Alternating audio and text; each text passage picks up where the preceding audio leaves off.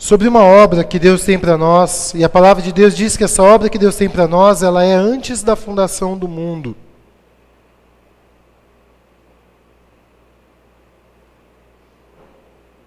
Pode pensar nisso? Vou repetir, hein? A obra que Deus tem para nós foi preparada antes da fundação do mundo.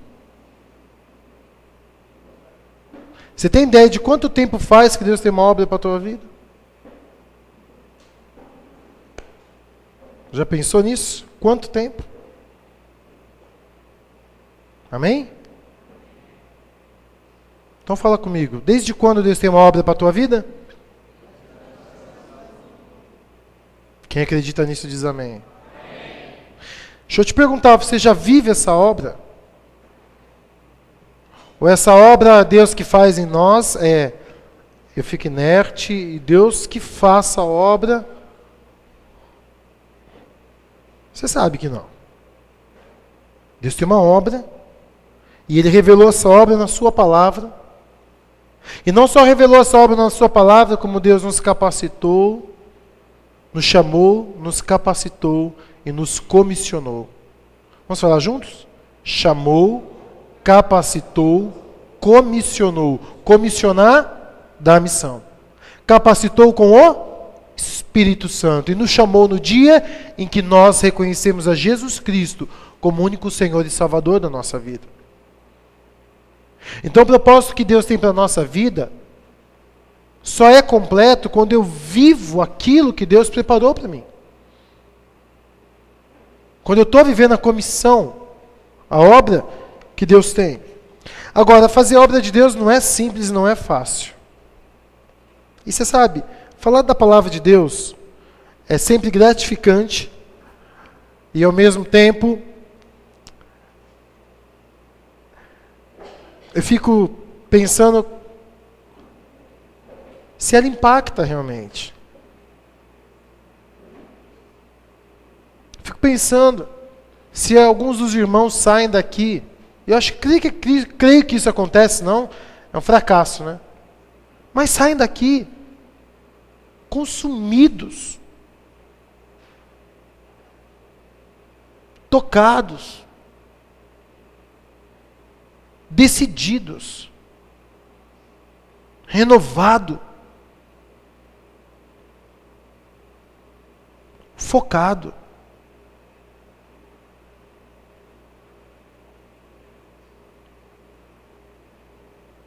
Essa obra que Deus tem para nós, ela é tão real e viva, que deveria ser para nós inconcebível não viver essa obra que Deus tem para nós. E quando nós dizemos, um pregador diz, Deus tem uma obra na sua vida, é uma verdade muito profunda, e talvez seja uma das verdades mais antigas que existam, porque foi feita e programada antes da fundação do mundo. Ou seja, você não está aqui ao acaso. Deus não chamou você em Cristo Jesus só porque Ele te ama. Ele tem um propósito na sua vida, que envolve o amor dEle. Mas tem um propósito para você. O que eu quero falar nessa noite é que quando nós vivemos essa obra de Deus, e eu tenho cobrado muito vocês a respeito disso, e vocês não sabem o privilégio que é ser pastor. Você vive o tempo todo para a obra.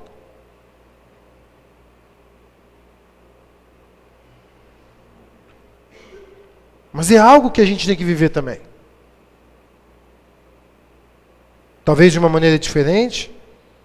Nós precisamos todos viver a obra que Deus tem para nós.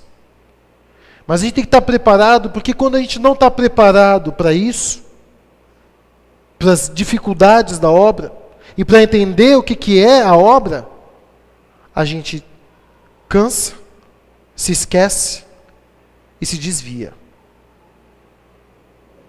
E acabamos vivendo uma vida à margem do que Deus tem para a gente. Quantos aqui acreditam que pode levar milhões de pessoas a Cristo?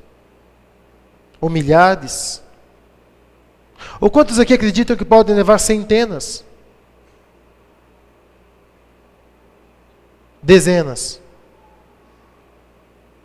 Ficou mais confortável com dezenas de pessoas a Cristo? Eu queria ler com os irmãos hoje um texto que se encontra lá em Lucas, capítulo 20. Abra lá a sua Bíblia. Jesus, ele contou uma parábola. E é muito joia Lucas, porque Jesus está na última semana dele. Terça-feira, Jesus ainda com uma popularidade, a multidão ainda gosta muito de Jesus. Os fariseus estão odiando Jesus cada vez mais, porque Jesus começa a pregar coisas que ofendem os fariseus, os líderes religiosos da época. Então a popularidade de Jesus com eles é zero, mas com o povo Jesus ainda tem. E Jesus então conta uma parábola dos lavradores e da vinha. E fica claro para os líderes religiosos que os camaradas que mataram os enviados e o filho do dono da vinha eram eles, os líderes religiosos. Então esse povo começa a ficar furioso com Jesus. E quem já estudou um pouco mais e sabe que na última semana de Jesus, antes da crucificação, Jesus pregou de uma maneira, agiu de uma forma, que a meta deles era matar Jesus. Não tinha outro pensamento nos líderes religiosos da nação judaica. Matar esse homem. E aí então surge uma situação que eu convido a igreja a se colocar em pé. Nós vamos ler Lucas capítulo 20, do versículo 20 ao versículo 26.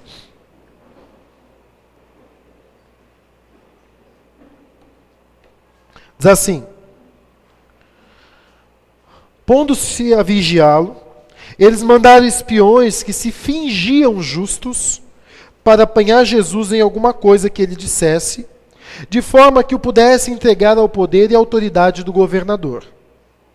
Assim, os espiões lhe perguntaram: Mestre, sabemos que falas e ensinas o que é correto, e que não mostras parcialidade, mas ensinas o caminho de Deus conforme a verdade. É certo pagar imposto a César ou não? Ele percebeu a astúcia deles e lhes disse: Mostre-me um denário. De quem é a imagem e a inscrição que há nele? De César, responderam eles. E ele lhes disse: Portanto, deem a César o que é de César, e a Deus o que é de Deus. E não conseguiam apanhá-lo em nenhuma palavra diante do povo. Admirados com a sua resposta, ficaram em... Vamos orar mais uma vez. Pai, em nome de Jesus, fala através da minha vida, toca em cada coração, instrua a tua igreja, Senhor. Perdoa-nos os nossos erros e falhas, e por misericórdia e amor ao teu nome, Senhor, que teu Espírito Santo ministre em nossas vidas, e que assim seja em nome de Jesus. Amém, Senhor. Os irmãos podem sentar-se. Bom, os camaradas querem pegar Jesus. Jesus está com popularidade religiosa. Agora, pensa só. Surgiu uma voz no meio do povo que falava o que queria para os saduceus, fariseus, escribas, para os líderes. E os camaradas não conseguiam vencer Jesus. O povo estava gostando. Jesus entra numa entrada triunfal. O povo está curtindo. Talvez seja o cara que vai nos libertar do Império Romano. E os líderes religiosos estão ouvindo isso. Jesus derruba barracas no templo, acusa os fariseus. Jesus está escrachando mesmo. Jesus está expondo o coração de todo mundo. Bom, os camaradas sabem quem Jesus é, e os camaradas sabem o que o povo quer. Então eles chegam numa conclusão: se nós conseguirmos pegar Jesus e fazê-lo falar alguma coisa contra Roma, não vamos precisar nós fazer nada contra ele. Os próprios romanos vão fazer. Porque se a gente prender Jesus agora, com a popularidade que ele tem, vai dar um rebuliço tão grande que é capaz do Império Romano se voltar contra os líderes religiosos e não contra Jesus. Porque se tinha algo que os romanos não queriam, era confusão com os judeus. Os romanos chegaram, dominavam sobre os judeus, e só queria que eles pagassem os impostos, fizessem a parte deles e só. Tanto que tem uma coisa que Pilatos diz, Pilatos não quer confusão para o lado dele. O que vocês querem? Crucificam. Então crucifica, lava as minhas mãos, o sangue é de vocês, resolvam a vida de vocês. Só não quero confusão. Os líderes religiosos sabiam disso. Então eles armam um plano. Vamos pegar Jesus em algo que eles fiquem ou contra Roma ou contra o povo. Eles sabiam que o povo odiava pagar imposto para Roma. Porque era imposto abusivo, era imposto, esse imposto específico era como se fosse o imposto de renda nosso. Agora, pagar o imposto de renda por uma nação da qual você faz parte, ninguém gosta, mas ainda pagamos. Agora imagina você pagar um imposto por uma nação que dominou e subjuga a sua. Além de todos, vocês ainda vão ganhar em cima daquilo que eu ganho. Por isso que os cobradores de impostos, eles eram tão odiados pelos judeus. Porque eram camaradas judeus que trabalhavam para os romanos para cobrar impostos do próprio povo. Se tinha uma raça que os judeus não gostavam, eram os cobradores de impostos. Mercenários. Se venderam a alma para Roma. Era pior que cachorro naquele contexto, onde o pet, a geração pet não existia, né? Então ninguém ficava cuidando de cachorrinho tosano, cuidando de poodle, shih tzu e sei lá essa marca de cachorro que você tem aí, que leva seu dinheiro todo mês. Mas tem gente que investe. Pastor, é pecado cuidar de pets?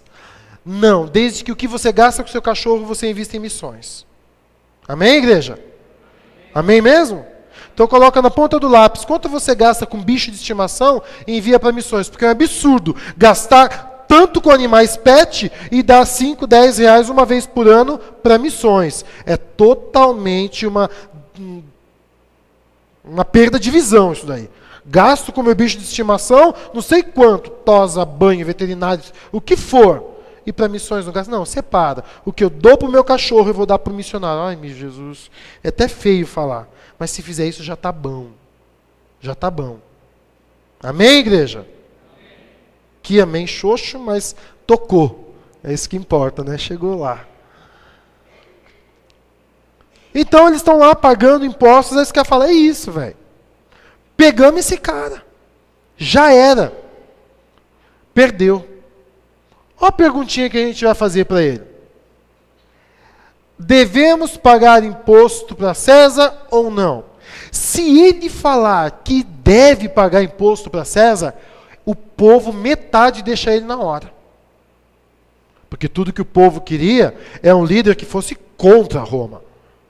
Se ele falar que não é certo pagar, vixe, já era. A gente faz essa informação chegar lá para o imperador e eles mesmos acabam com Jesus. Não tem como ele escapar dessa. Perdeu. Aí então, é onde eu queria falar sobre a obra de Deus. Fazer a obra de Deus não é simples. Em primeiro lugar que eu queria falar com os irmãos sobre a obra de Deus é que quando a gente está fazendo a obra de Deus, a gente tem que estar preparado para oposição e batalha. Jesus está ali pregando e falando a verdade confronta, a verdade não é legal de se ouvir para quem quer viver na mentira. Agora, se você der uma olhada na novela, mídia, revista, tudo que o mundo quer é viver de mentira. Não é verdade? O mundo quer acreditar que isso é legal, que aquilo é legal, que o errado é legal, que o adultério é legal, que quem adultera mais é mais viril, é mais macho, que o divórcio não traz problema nenhum, que isso que viver atrás das coisas deste mundo é meta de vida, é tudo uma mentira, tudo ilusão. Que não tem problema as crianças serem adultas, que não tem problema o sexo antes do casamento, que não tem problema não tem problema nada. Então o mundo quer viver de mentira.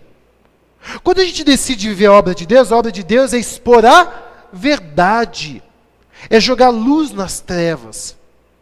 Agora, que período do dia de 24 horas mais acontece coisas negativas? Enquanto o sol brilha ou quando as trevas dominam? Quando é dia ou quando é noite? Quando é noite. Ou seja, as trevas é o melhor lugar para se viver o que o pecado quer viver, o que a carne quer viver. Aí se levanta o pastor, se levanta o pai, se levanta a mãe, se levanta o crente, e ele começa a ver a obra de Deus de uma maneira séria e comprometida. Nos dias de hoje, tem que estar preparado para ser perseguido. Porque, em primeiro lugar, o mundo de hoje prega uma igualdade de tudo. É ou não é? Igualdade de tudo. Homem e mulher, tudo igual. Hétero e homo, tudo igual. Não é verdade? Religiões, todas são as mesmas coisas. E o mundo se gaba disso. E o mundo solta fogos. Vencemos as barreiras da desigualdade. É tudo igual. Não tem diferença. Não tem nada. Não importa qual religião você vai. Não importa se você casa com homem ou mulher sendo homem. Não importa se você está vivendo errado. O que importa é que você é feliz. Todo mundo se respeita. Uau, isso que é legal. Cada um na sua. Be happy. Seja feliz.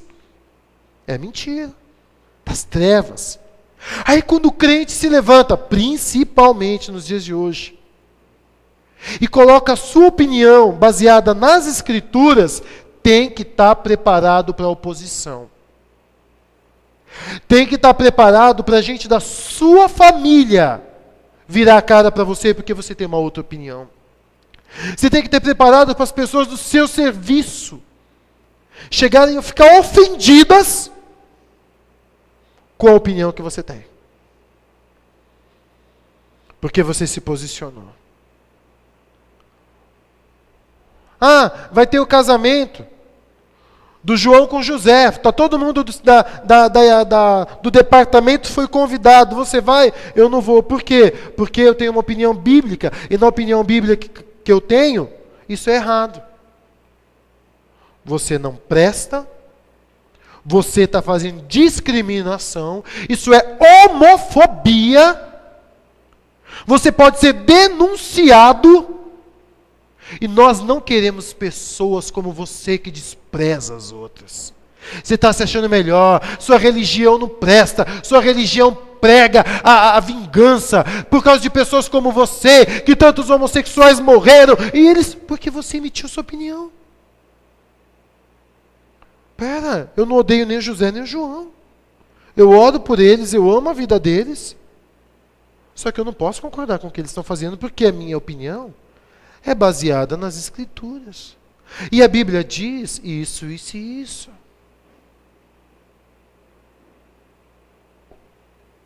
Jesus está falando a verdade. Mas as pessoas não queriam ouvir.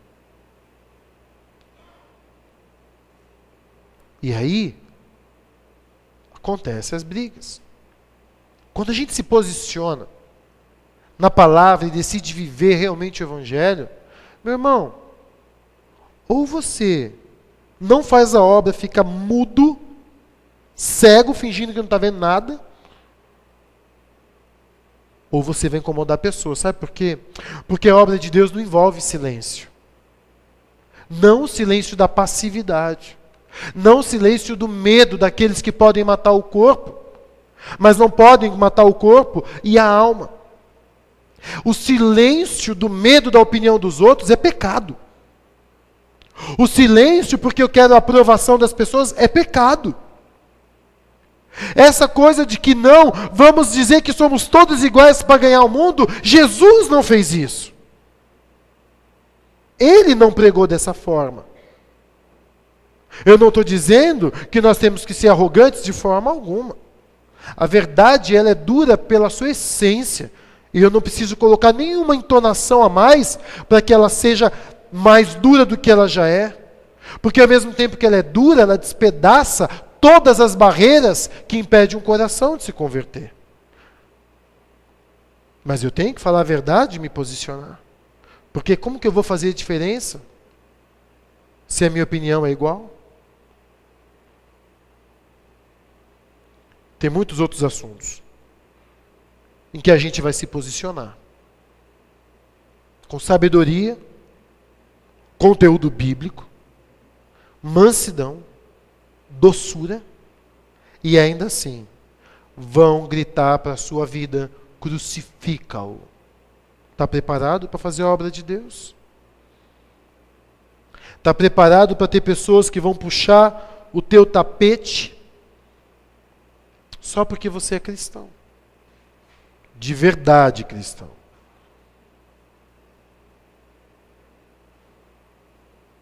Sabe outra coisa que o mundo gosta? Ou que o mundo não quer, melhor falando? Principalmente parente nosso. Ser deixado em segundo plano.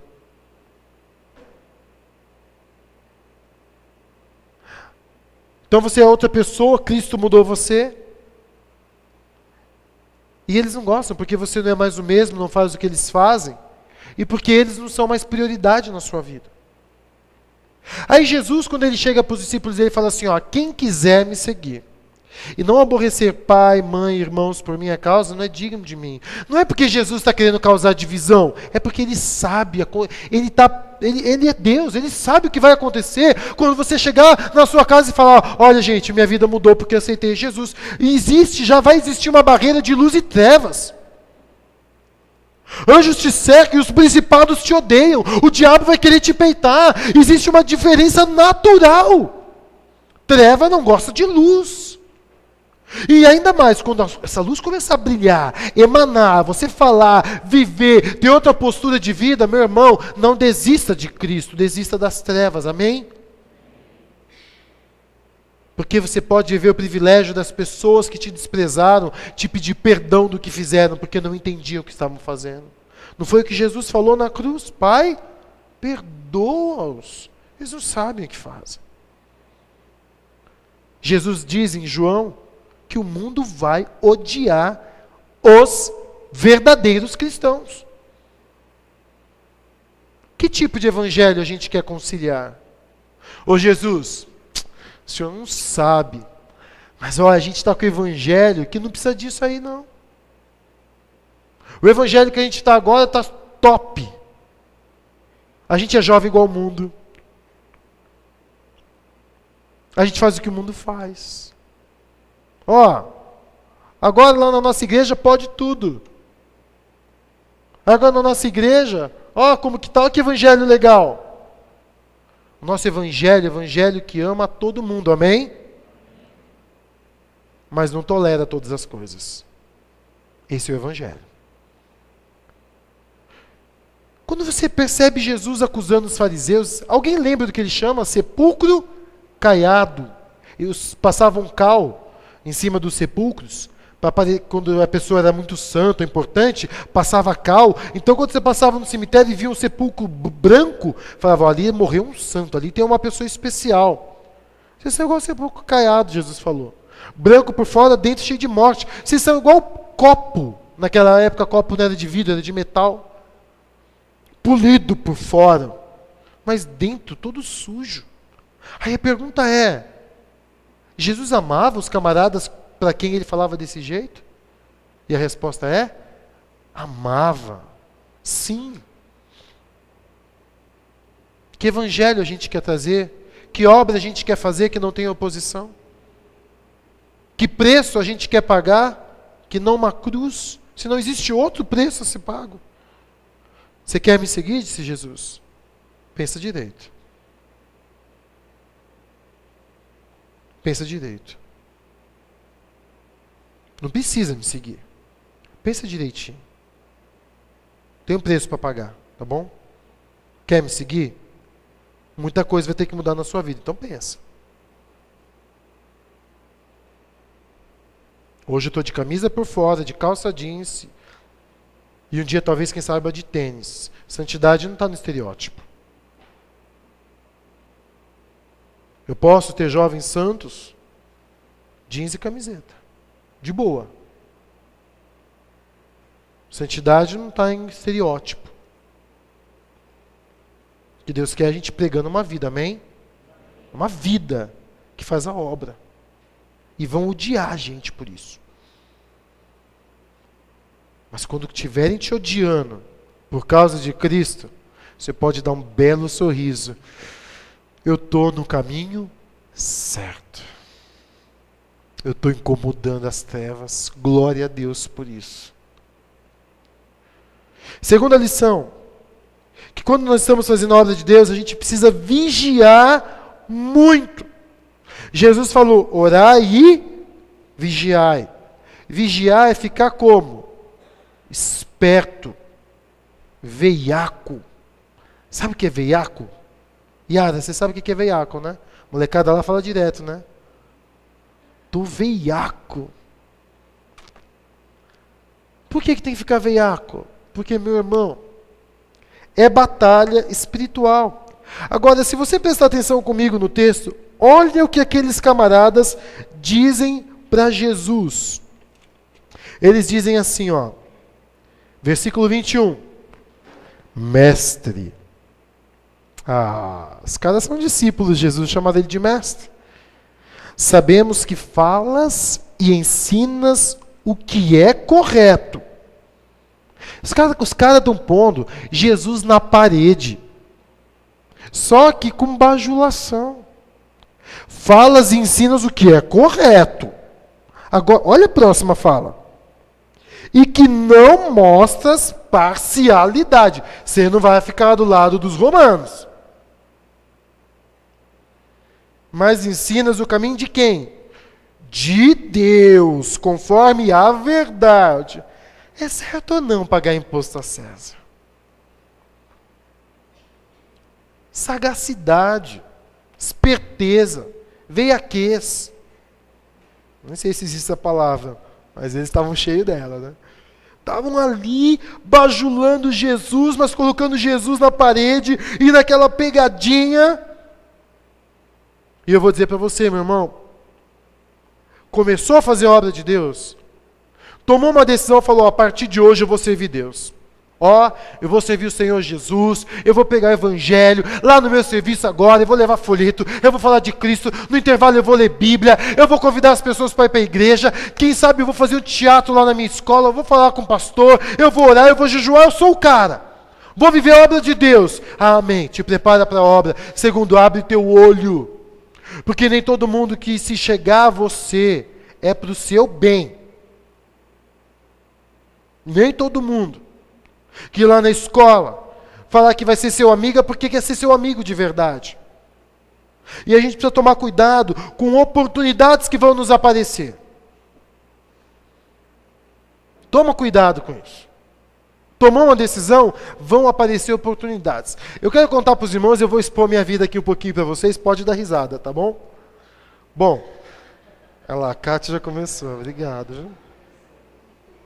É o seguinte, quando eu era mais novo, eu era meio roliço. Não tinha pescoço. Né? E eu cresci assim, sofrendo. Bullying, na minha época não tinha essa palavra, né? Mas o que eu sofria muito era bullying, mas eu dava motivo também, né? Para os bullying. A roupa que eu usava, misericórdia, só Jesus na causa também. Minha mãe não ligava muito para a aparência, eu ia de qualquer jeito para a escola. Minha mãe nem via, na verdade, a hora que a gente ia para a escola, que eu estava dormindo. Eu fiz assim, mas ela não bebia não. Tá? Ela estava dormindo, mas naquela bebia não. Aí, cresci... fui para a escola, emagreci, comecei a me vestir um pouco melhor, mas nunca fui um cara bonitão, popular. Nunca, até os dias de hoje. Tá bom? Nunca fui bonitão.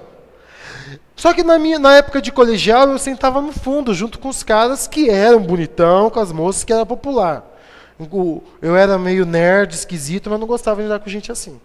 Gostava de andar com os caras que eram os top da classe e tal. É o cara que não se situa muito. Mas eu andava com eles mesmo. Mas em 3 anos que nós criamos um vínculo de amizade, 3 anos, esses caras nunca me chamaram Nem para comprar chiclete na esquina. Eu sabia que eles marcavam churrasco, marcavam festa, marcavam saída, marcavam assistir filme. Eu era do grupo deles na escola, fora não. Mas beleza, né? E eu não ia para a igreja. Foi uma época que eu me desviei do evangelho, fiquei 2 anos longe de Cristo. Aí um dia eu tive um processo, estava andando sozinho na rua, Deus tocou no meu coração, eu tive desespero por Deus, e eu decidi voltar para a igreja, voltar para a igreja e voltar para a igreja. Fiquei 2 semanas sem ir para a igreja, mas todos os dias eu sabia e eu falava para minha família, eu vou voltar para a igreja que eu preciso de Deus. Minha família inteira desviada. Nessas 2 semanas, o que eu fui convidado para ir para churrasco na casa deles, não está na conta. Mas a minha vontade de buscar Deus era tão maior, que um domingo eu acordei e fui para a escola bíblica dominical. Foi top demais aquela escola bíblica dominical, eu voltei feliz. Quando eu cheguei em casa, meu pai falou assim, já ligado para você um monte de vezes. Falei, quem ligou? Uma tal de, não vou falar o nome dela aqui, por causa que está sendo filmado. Fulana de tal. Legal. Não demorou muito, ligou. Essa moça falou assim, Sérgio, onde você está? Falei, estou em casa. Cara, você não ia vir no churrasco? A gente está esperando você para cortar o bolo. Quem está aí? Tal. 7 pessoas. E eu? Vocês estão me esperando para cortar o bolo? Tamo, você não vai vir? Sobe aí. Falei, mas eu estou a pé, alguém passa para te pegar. Espírito Santo, hoje eu entendo assim, né? Não vai não, filho. Eu já tinha voltado para Deus. Não vai não, filho. Falei, obrigado, mas já está tarde, não vou não. Não acredito. Não vou. Você está brincando? Não vou. Não vou. E não fui. Como o diabo é sujo. Você decide viver para Deus. E Ele vai te dar oportunidades para o teu ego. Ontem eu assisti só o finalzinho mesmo daquele filme Advogado do Diabo. E é uma pena que tenha cenas de nudez naquele filme. Porque é um filme interessante. E no finalzinho, a fala do diabo é vaidade. Definitivamente é o pecado que eu mais gosto. Ego. Depois de 2 anos que eu voltei para a igreja, meu irmão voltou. E meu irmão tomou uma decisão séria ao lado de Cristo. Só que diferente de mim, meu irmão era popular na cidade. Pra você ter uma noção, eu não tinha nome. Quer dizer, eu era chamado de irmão do Borola. O apelido do meu irmão na cidade era Borola. E se você já foi do meio social assim, de uma cidade, você sabe que para você ser alguém, você tem que ter um apelido, né? É o Janjão. O Janjão é feio demais, né? É o quem? É uma taca. Nossa, tu lembra da minha época de malhação que eu assistia, né? É o Rodão, é o cara. E o apelido do meu irmão era Borola. Meu irmão era Borola. E eu era irmão do Borola. E eu orando pelo meu irmão, querendo que meu irmão voltasse para a igreja. Escuta essa história. E meu irmão, eu conversando com ele no escritório do meu pai, meu irmão falou, decidi voltar para Cristo. Mas eu vi a verdade nos olhos do meu irmão. E eu vou resumir. Naquela manhã, meu irmão recebeu 3 telefonemas do ex-melhor amigo dele convidando ele para uma saída. Na primeira ele já tinha as meninas. Na segunda ele pagava o combustível. E na terceira vez que ele ligou ele falou, eu arrumo menina, eu vou com o meu carro e pago combustível e tudo que você beber é por minha conta. Na terceira vez meu irmão colocou no Viva Voz para eu ouvir. Meu irmão falou, tá vendo, céu? Foi só eu decidir voltar para Cristo. Olha o que o diabo faz.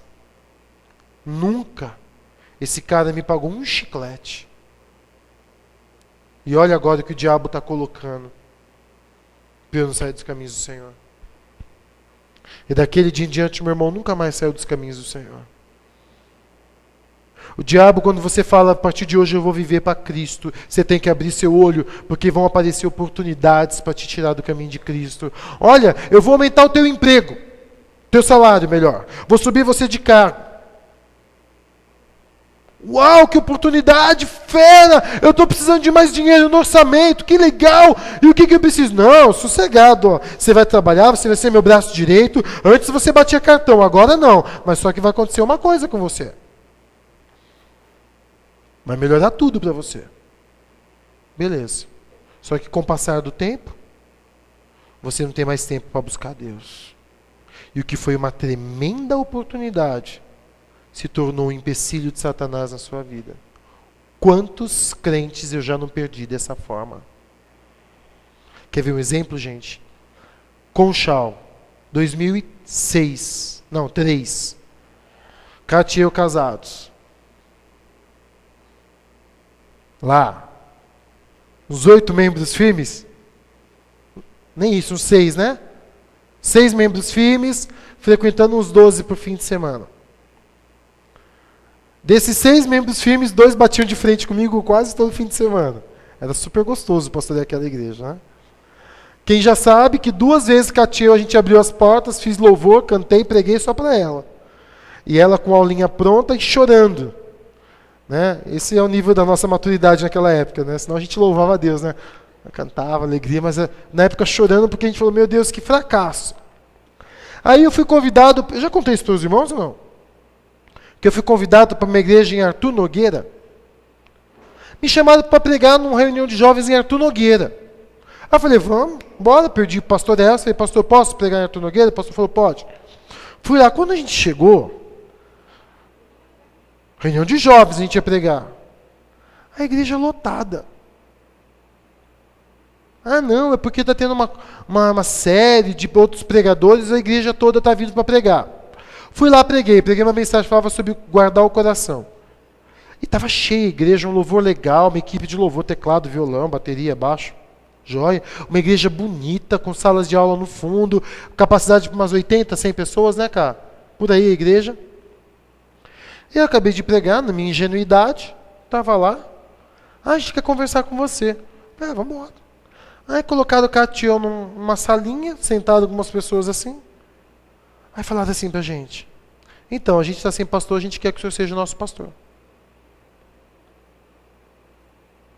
Conchal, prédio alugado, 6 membros fixos, 2 batiam de frente comigo, e a gente já tinha pregado só para minha esposa. Podia fazer isso na sala, né, cara? É mais rápido, mas fizemos lá. A gente ficou olhando para aquilo, e aí, aceita ou não aceita? Aí a gente falou, nós vamos orar. A gente ora e depois responde. Chegamos em casa, ajoelhamos na beira da cama. Lembra, cara, desse dia? Ajoelhamos na beira da cama, acabamos de orar, pedindo para Deus, Senhor, a gente quer fazer a tua vontade, não a nossa. O que o Senhor quer? Aí ajoelhado, olhei para a Kátia. Foi ajoelhada ainda, né? Falei, cara, Deus mandou te falar pastor Elcio, eu vi ele primeiro. A Cátia falou, eu também. Senti a mesma coisa no coração. Eu falei, amém. Aí nós falamos com o pastor Elcio falou, olha, filho, melhor não, você não sabe. Como que uma igreja vai chamar vocês na primeira mensagem? Eles nem conhecem vocês. Aí a gente achou tudo coerente, falou, coloca junto na jogada. Aí a gente falou, olha, a gente está no ministério, eu estou no ministério junto com o pastor Elcio, então eu estou trabalhando com ele, então tudo vai ter que ser feito por meio da primeira igreja batista de Mogi Guaçu. E acabou não dando certo, mas a gente ficou com muita paz no nosso coração. Muita. Só que eu não contava nada para meus amigos. Se eles soubessem que eu tinha recebido uma oferta de uma igreja pronta, feita, sede própria, com louvor, equipe e um salário muito melhor, eles pegavam o ônibus e batiam em mim. Se eu contasse para meus colegas, eles iam falar, você merece, cara, você vai apanhar agora. No ano seguinte a gente foi para Amparo, a gente está aqui, então a gente não sabe os planos de Deus. Então nem tudo que parece, nossa, que oportunidade, é a vontade de Deus para a sua vida. Tem que orar.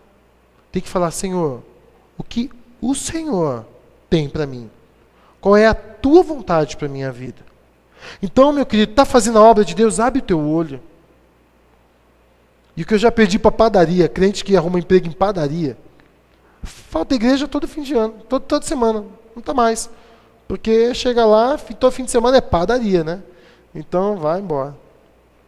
Outra coisa que a gente tem que tomar cuidado é pessoas que parecem que querem nos ajudar ou serem ajudadas.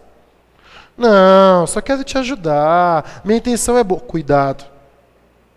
Pode colocar no seu coração e na sua coisas que não vêm de Deus. Eu tenho os esquemas, eu sei fazer uns caminhos, eu posso te ajudar a resolver a solução na sua vida, eu posso fazer isso, aquilo. Cuidado. Pô, mas é só ajuda, cuidado. Ou pessoas querendo sua ajuda. Lá no serviço.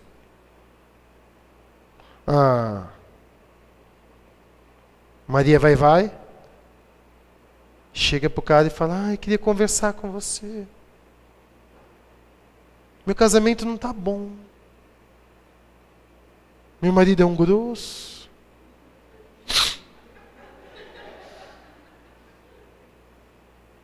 Posso te dar um abraço? Você está rindo? Vocês estão rindo?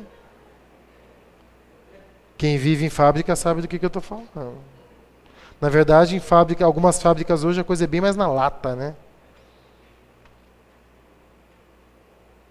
O camarada abriu o coração para uma amiga no serviço. Minha mulher não me dá valor. Comparece mais. Sério? Mas você é tão bonitão. Disso eu tô salvo. Bonitão não vai chegar no meu ouvido. Então, cuidado. Mas esse negócio de cuidado. E foge da aparência do mal. Porque se Jesus desse uma respostinha, certo não é pagar César, é roubo. Jesus tinha se queimado. Cuidado com a aparência do mal. O que é a aparência do mal? Um exemplo. Não dê carona para a mulher. Sozinho. Mas ela mora no mesmo condomínio que eu. Vai a pé. É melhor ela ir a pé e eu manter o meu testemunho do que levar ela e ficar com dó dela porque está garoando e chegar lá na empresa para todo mundo que o fulano e ciclano estão saindo juntos. Porque as pessoas viram. E até explicar para todo mundo que focinho de porco não é tomada, o nome de Cristo já foi para a lama. A obra que você tinha já caiu em descrédito. Então, meu querido, quando a gente vai fazer a obra de Deus, seja sagaz. Seja esperto. Ore. Não tome decisões precipitadas. Seja homem, seja uma mulher de Deus, fale, vou orar. Eu vou perguntar para o Senhor. Eu posso conversar um dia na sua casa para conversar? Olha, não vai poder porque nesse horário minha esposa não está lá. É a intenção dela. Você não me dá uma carona? Olha, você me desculpa. Mas eu não dou carona porque pega mal alguém ver junto. Minha esposa não é ciumenta. É por causa que eu realmente estou falando de Jesus. Você entendeu? Eu estou dando exemplos de coisas que a gente tem que ficar esperto. Uma pessoa vem e conta uma piada suja, ela só quer uma risadinha sua. Para dizer, tá vendo? Os crentes são tudo igual. Um palavrão seu. Tem que ficar esperto. Com pessoas que vão surgir só para te irritar. Para fazer você descer do salto. E aí todo mundo olhar e falar assim, isso que é ser crente? Tem gente que não conhece a Cristo, que nem você diz que conhece, e não age desse jeito. Por isso que Jesus fala, ore e vigia, ore e vigia. Porque quem não ora e não vigia, perde querendo ganhar. Cuidado com isso, meu irmão. Terceira lição, quando nós estamos fazendo a obra de Deus, a gente não pode esquecer que nós somos cidadãos da terra e do céu. Do céu e da terra. Amém? Você está com sono, né? Deixa eu falar uma coisa para você aqui. Os camaradas chegam para Jesus e falam assim, Senhor, é certo ou não pagar imposto a César? Jesus pegou a malandragem deles. Jesus está esperto, cheio do Espírito Santo. Porque ninguém daria uma resposta daquela se estivesse cheio do Espírito Santo. Mas ele está. Jesus fala assim para eles, mostra um denário para mim. O denário era uma moeda de prata que tinha a imagem de Tibério César, porque se você não sabe, César é um título. Título do imperador romano, César. E naquela época, na época de Cristo, era Tibério. Fala, mostra para mim uma moeda. E aí eles mostram. E Jesus fala assim, o negócio é o seguinte, de quem é a imagem que está aí? Ah, é de César. Então dá ele o que é dele. E dá a Deus o que é de Deus. O que Jesus está dizendo é, se você está debaixo do governo dele, se submeta ao governo dele. Sem esquecer que você está debaixo do governo de Deus. Jesus está dizendo que nós temos obrigações para com a terra. E que ser servo de Deus fugiu a palavra? Isenta das minhas responsabilidades. Obrigado. O que Jesus está falando é, se você está debaixo do governo de César, se submeta às leis dele. Porque a Bíblia diz que não há lei, a autoridade que não tenha sido instituída por quem? Por Deus. Você lembra de Pilatos quando estava diante de Cristo? Pilatos tem ali um carinho por Jesus, ele chega para Jesus e fala assim, escuta, você não sabe quem eu sou, cara? Eu posso tirar você daí. Pilatos está dizendo para Jesus, coopera. Você não sabe que eu tenho poder para te tirar daí? Jesus fala para ele, nenhuma autoridade você teria se do céu não lhe tivesse sido dada. Meu Pai te deu. Pegou? Orar pela Dilma? Amém. Orar pelos nossos governantes e nos submetermos às leis? Sim. Nosso dever e responsabilidade. Sou cidadão do céu, mais ainda é meu dever ser exímio, cumpridor das leis da terra, de todas elas. Porque eu entendo que eu tenho responsabilidade. Agora, quando Jesus fala, dai a César do que é de César, não é a mesma palavra quando eles falaram, viu, é certo dar imposto a César. A palavra que os inquisitores de Jesus, aqueles que vão questionar Jesus, usa é dar. Senhor, é certo dar? Dar a César? É certo a gente ser obrigado a dar? Espera aí, se eu estou dando, aquilo é meu, não é certo?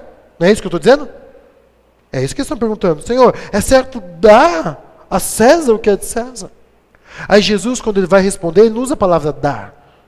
Jesus usa uma palavra que chama apodídome, que significa prestar, pagar o que é devido. Jesus não fala dar. Jesus fala de cumprir a obrigação. Cumpra sua obrigação para com César e cumpra a sua obrigação para com Deus. Pague o que é devido a César e pague o que é devido a Deus. Agora, quando a gente pensa em pagar o que é devido, nós temos algumas áreas na nossa vida, e eu queria que você prestasse atenção para isso. Governantes, respeitar as leis que são impostas, respeitar os impostos, as obrigações que os governantes colocam sobre nós. O melhor povo e o povo que mais tem que fazer isso de forma correta somos nós. E daí se meu imposto de renda vai ficar exorbitante? Tudo que eu ganhei e que fez o meu imposto de renda ficar alto, vai ficar quando Jesus vier. E o Deus que honra a honestidade supre muito mais do que aquilo que eu estou pagando para o governo. Amém, igreja? Então pague seu imposto de renda de verdade. Declare o que Deus mandou declarar. Pague os impostos que têm que ser pagos. Porque existe muita gente do mundo que quer ensinar a gente a dar jeitinho para as coisas.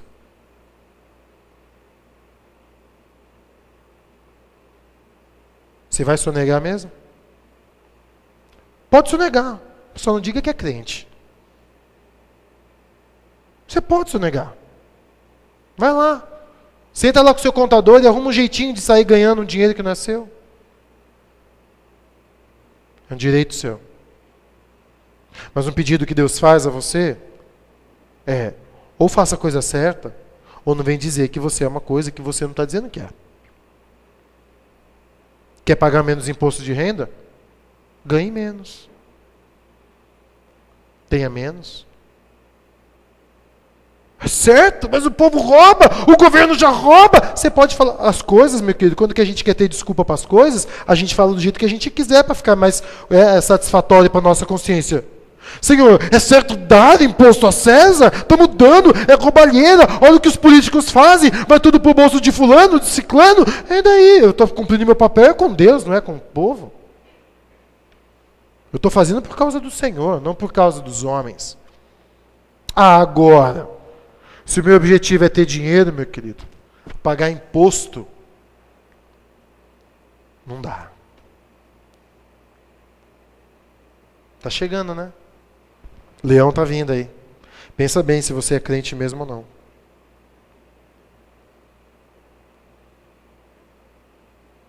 Família.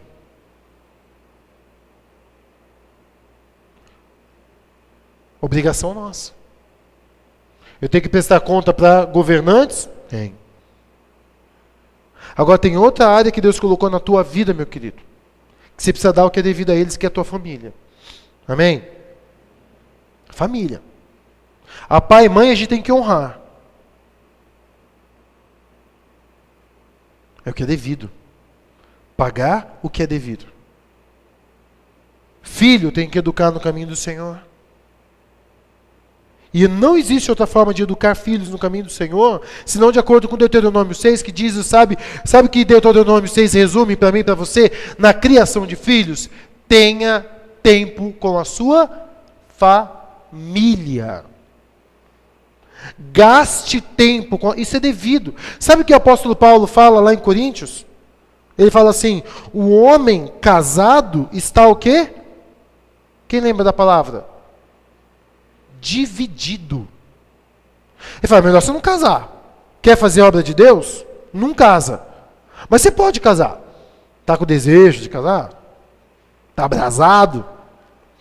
Quer ver um homem abrasado? Era Jacó, depois de 7 anos trabalhando por causa da mulher que ele amava. O texto diz que ele chegou para Labão e falou assim, Labão, 7 anos já trabalhando para você, nego.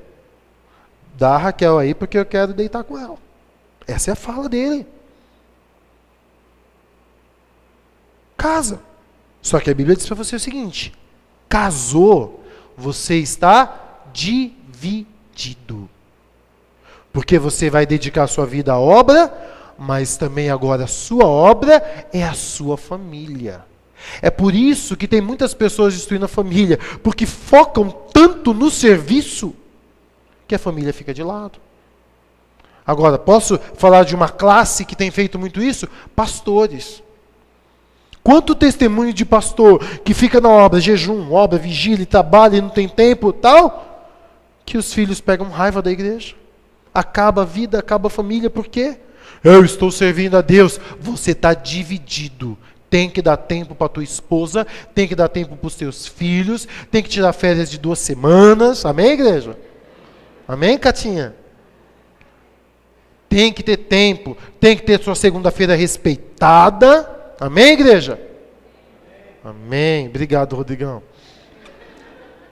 Liga pro Rô. Liga para a igreja. Tem que ter tempo. Porque está dividido. Então, dá à sua família o que é devido. Abençoa. Tenha tempo junto. E tem uma outra área que é o trabalho. A Bíblia diz, quem não trabalha também não coma. Então a Bíblia está dizendo que a gente precisa trabalhar para comer. Você tem que prestar conta com o seu serviço. Você tem que bater cartão, você tem que estar lá na firma, você tem que desenvolver um trabalho. O trabalho dignifica o homem. O trabalho é algo que Deus dá para cada um de nós. Seja o melhor funcionário por causa de Deus. E seja o melhor patrão por causa de Deus. Tem que ser o melhor. Agora, pega comigo aqui. Governantes, família, trabalho, e a quarta área se chama só. Governantes, família, trabalho e só. Vamos falar juntos? Governantes, família, trabalho e acabou. o resto é de Deus. Que não é nem resto. Porque governante, você vai lá, paga os seus impostos, cumpre a sua lei, toma isso do seu tempo. Serviço tem que ser limitado. Família, eu dou a importância devida. Mas todo o restante da minha vida é para o Senhor. Agora, para seguir esses 3, tem horário, tem limite, mas eu tenho a palavra de Deus que vai fazer com que eu viva para Deus diante dos governantes, na minha família e no meu trabalho. Para esses, eu tenho poucas obrigações. Para Deus,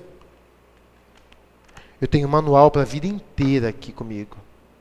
Do que eu tenho que fazer e pagar o que é devido a Deus. Agora, meu irmão, quando a gente fala pagar o que é devido a Deus, tem o dízimo, tem o sábado, tem a devoção, tem a pregação do evangelho e missão. E essas coisas não acontecem quando só é para Deus. Quando só é para o Senhor. Cumpre as suas obrigações para com Deus. Você tem responsabilidade diante do Senhor. Dá a César o que é de César. Mas dá primeiro a Deus o que é de Deus. Entrega teu dízimo. Entrega o teu sábado. Entrega a tua vida. Entrega o teu tempo. Entrega a tua devoção naquele quarto fechado. É devido a Deus.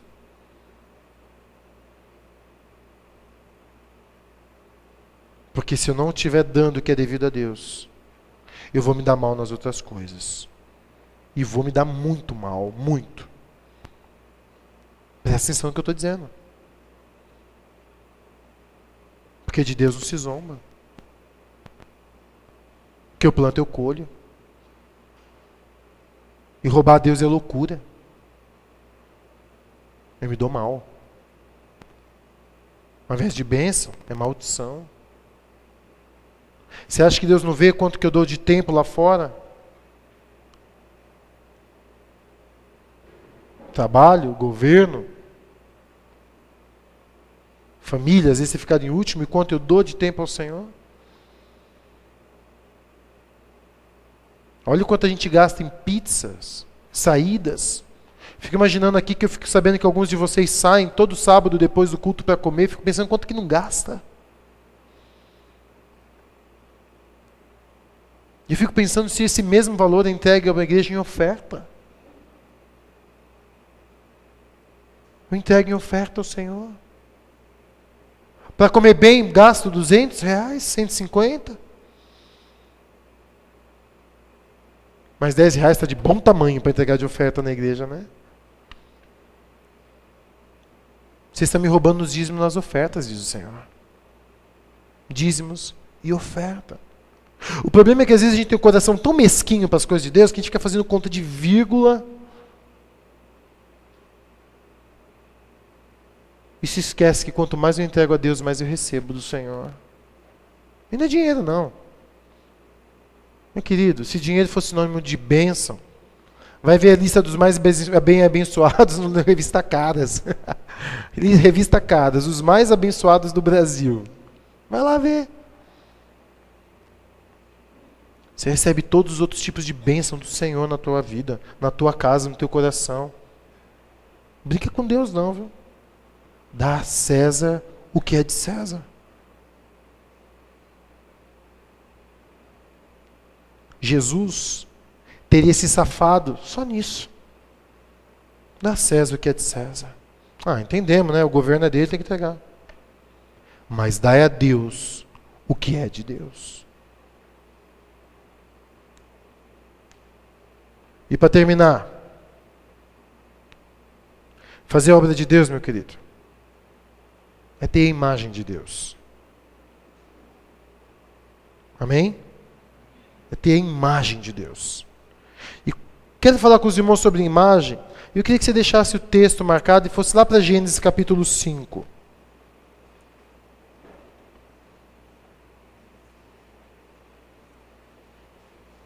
Gênesis capítulo 5.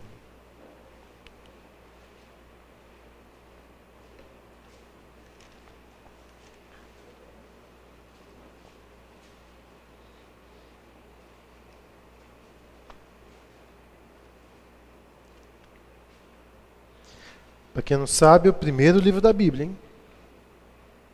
Eu lembro que quando eu fui participar de batalha bíblica, eu era pequenininho, estava começando a aprender a ler, falar do Êxodo capítulo tal. Eu procurei o segundo livro da Bíblia, Sérgio, procurando, não acho. E eu queria ganhar, né? Aquela gana de ganhar a igreja. Eu falei, acharam, eu falei, mas não tem. Eu falei, não, na minha só tem xodó. Não tem isso. Eu falei, não, Sérgio, o X aqui tem som dizer. Aí eu comecei a odiar a língua portuguesa, estou brincando. Vamos lá, Gênesis capítulo 5, versículo 1 a 3 diz assim: esse é o registro da descendência de Adão.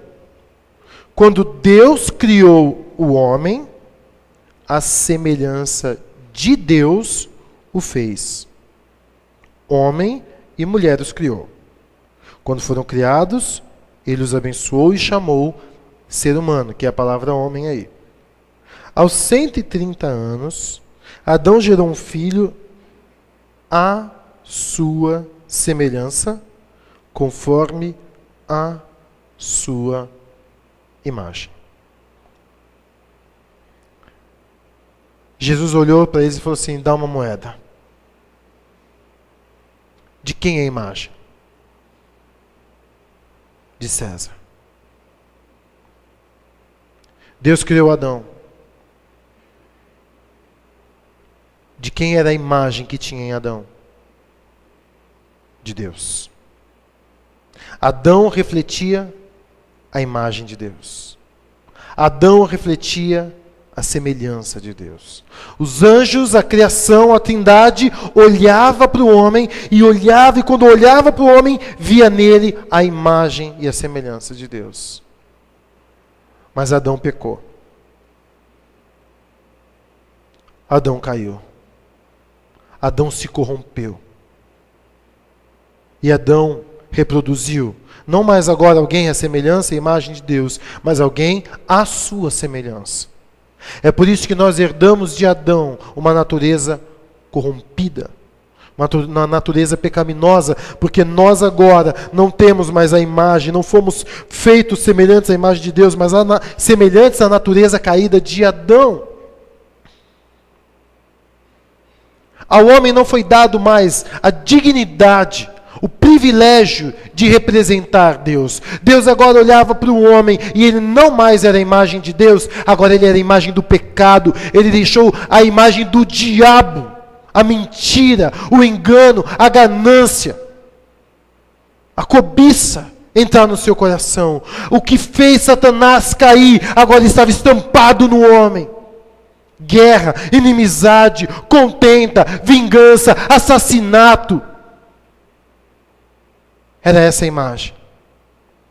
Mas Deus não fez o homem para ser a imagem do pecado. Deus fez o homem para ser a imagem de Deus. Então Deus cria um plano. Que plano é esse? Vou me tornar a imagem deles. E sendo a imagem deles, vou pagar o pecado deles.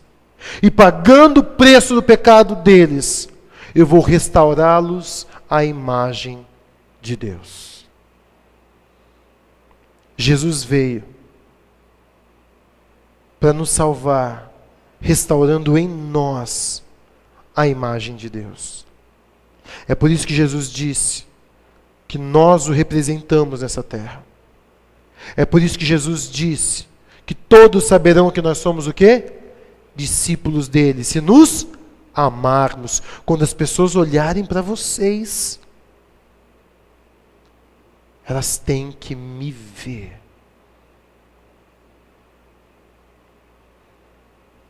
Quando eles olharem para a igreja, eles têm que ver Cristo. E qual é a palavra de ordem que demonstra Cristo? Amor. E é o amor que nos faz sermos cidadãos dos céus e da terra porque amamos a Deus. Eu não pago imposto porque eu tenho medo que o governo venha na minha casa e me cobre juros ou me tire alguma coisa. Eu pago porque eu amo Deus. Amém, igreja? Eu amo Deus.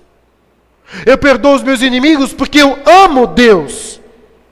Eu luto para ser um bom marido, uma boa esposa, um bom filho, porque eu amo Deus. Eu sou um exemplo no meu serviço porque eu amo Deus e eu amo o próximo. E quando eu amo, o mundo olha e fala, você é louco? Eu falo, não, eu faço por amor a Deus. Então as pessoas vão ver Cristo em você. Então elas vão olhar e Deus vai falar assim, olhem, de quem é a imagem que vocês veem naquele crente? Ah, Senhor, é a tua imagem. Por que vocês veem? Porque eles dão a ti o que é teu. Ser, meu querido, imagem de Deus lá fora, usando a camiseta Jesus é tudo.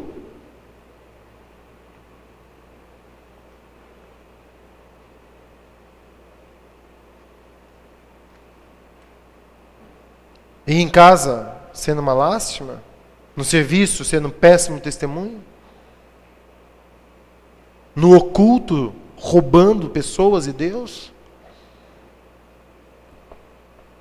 Fala sério, né? Está na hora da gente tomar uma postura. Ou eu sou crente ou eu não sou. Está querendo enganar quem? É a imagem de quem que está estampada na tua vida? Quem eles veem quando olham para você?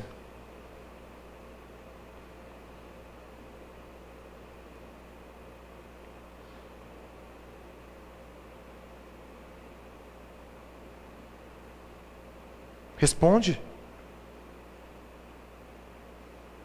Quem eles veem quando olham para você?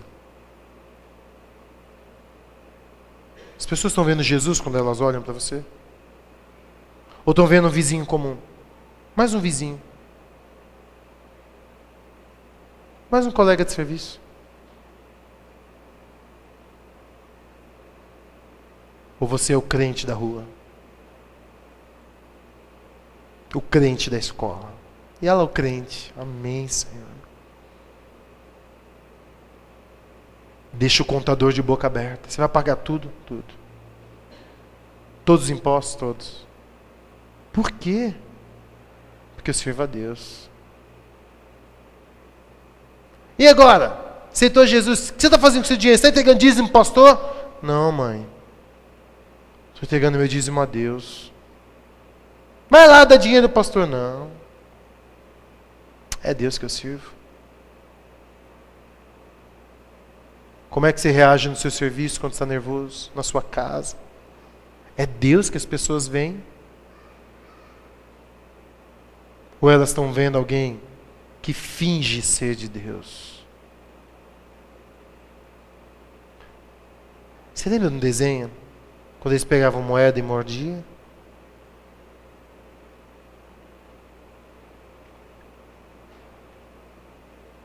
Não fazer isso com a tua vida. E que quando fizerem isso, que eles tenham certeza que você é de Deus. Você é uma moeda legítima do Senhor. Que a imagem de Deus, meu querido, esteja estampado na sua vida. Em essência. No seu corpo. No seu ser. Na sua mente, no seu coração. No seu agir. Cristo. E nos propósitos que você tem na sua vida. Compartilha dos teus sonhos. Sonhos de Deus. Compartilha quem aqui está namorando. Para aqueles que não conhecem a Deus, que o seu sonho é casar do jeito certo. Casar com a bênção do Senhor. Não tenha vergonha de falar, eu quero casar virgem. E se isso não acontecer, eu não tenho vergonha de falar, eu me arrependo. Não tenho vergonha de falar, eu não faço isso porque Deus não se agrada. Não tenha vergonha, meu querido, de perder, porque você decidiu revelar Jesus. Porque Jesus naquela cruz era Deus. Deus na cruz. Um derrotado. Era Deus vencendo em amor. Que a imagem de Deus seja estampada na tua vida. E que assim seja para a glória do Senhor. Amém, igreja?